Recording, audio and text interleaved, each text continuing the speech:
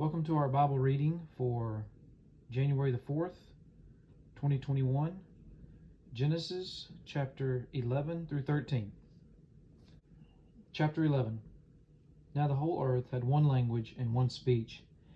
And it came to pass, as they journeyed from the east, that they found a plain in the land of Shinar, and they dwelt there. Then they said one to another, Come, let us make bricks and bake them thoroughly. They had brick for stone, and they had asphalt for mortar. And they said, Come, let us build ourselves a city, and a tower whose top is in the heavens. Let us make a name for ourselves, lest we be scattered abroad over the face of the whole earth. But the Lord came down to see the city and the tower which the sons of men had built. And the Lord said, Indeed, the people are one, and they have all one language. And this is what they begin to do. Now nothing that they propose to do will be withheld from them. Come, let us go down and there confuse their language, that they may not understand one another's speech. So the Lord scattered them abroad from there over the face of all the earth, and they ceased building the city.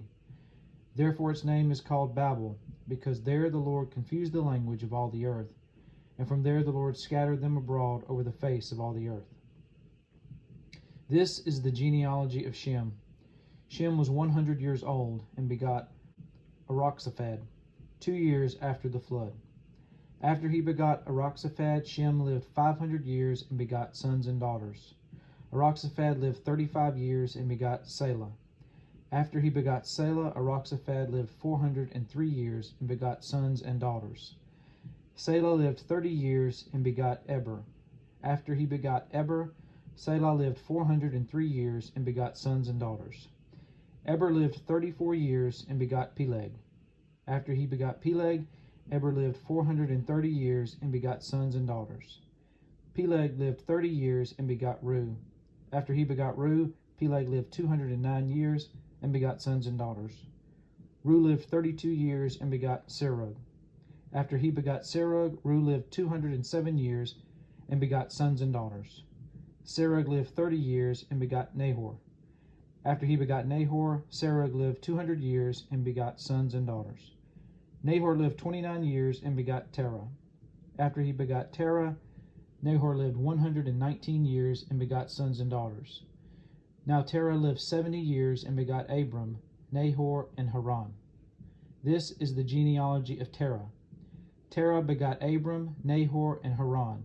Haran begot Lot. And Haran died before his father Terah in his native land, in Ur of the Chaldeans. Then Abram and Nahor took wives. The name of Abram's wife was Sarai, and the name of Nahor's wife Milcah, the daughter of Haran, the father of Milcah, and the father of Iscah. But Sarai was barren, she had no child. And Terah took his son Abram and his grandson Lot, the son of Haran, and his daughter-in-law Sarai, his son Abram's wife, and they went out with them from Ur of the Chaldeans to go to the land of Canaan, and they came to Haran and dwelt there. So the days of Terah were 205 years, and Terah died in Haran. Chapter 12. Now the Lord had said to Abram, Get out of your country, from your family, and from your father's house, to a land that I will show you. I will make you a great nation. I will bless you and make your name great, and you shall be a blessing. I will bless those who bless you, and I will curse him who curses you. And in you all the families of the earth shall be blessed. So Abram departed as the Lord had spoken to him, and Lot went with him. And Abram was 75 years old when he departed from Haran. Then Abram took Sarai his wife, and Lot his brother's son, and all their possessions that they had gathered, and the people whom they had acquired in Haran, and they parted to go to the land of Canaan. So they came to the land of Canaan.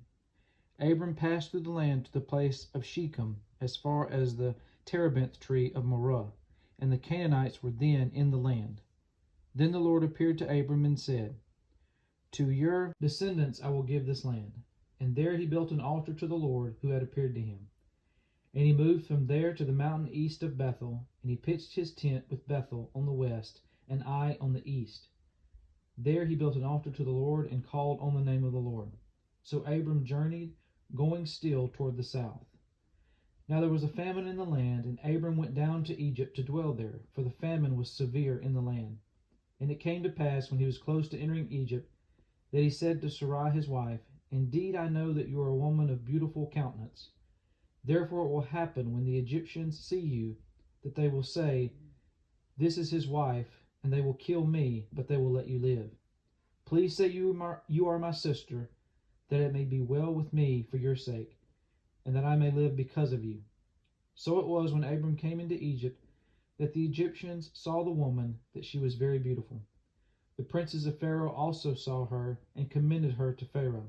And the woman was taken to Pharaoh's house. He treated Abram well for her sake. He had sheep, oxen, male donkeys, male and female servants, female donkeys, and camels. But the Lord plagued Pharaoh and his house with great plagues because of Sarai, Abram's wife. And Pharaoh called Abram and said, What is this you have done to me? Why did you not tell me that she was your wife? Why did you say, She is my sister? I might have taken her as my wife. Now therefore, here is your wife, take her and go your way. So Pharaoh commanded his men concerning him, and they sent him away with his wife and all that he had. Chapter 13. Then Abram went up from Egypt, he and his wife and all that he had, and Lot with him, to the south. Abram was very rich in livestock, in silver, and in gold. And he went on his journey from the south as far as Bethel, to the place where his tent had been at the beginning, between Bethel and Ai, to the place of the altar which he had made there at first. And there Abram called on the name of the Lord. Lot also, who went with Abram, had flocks and herds and tents. Now the land was not able to support them, that they might dwell together, for their possessions were so great that they could not dwell together. And there was strife between the herdsmen of Abram's livestock and the herdsmen of Lot's livestock.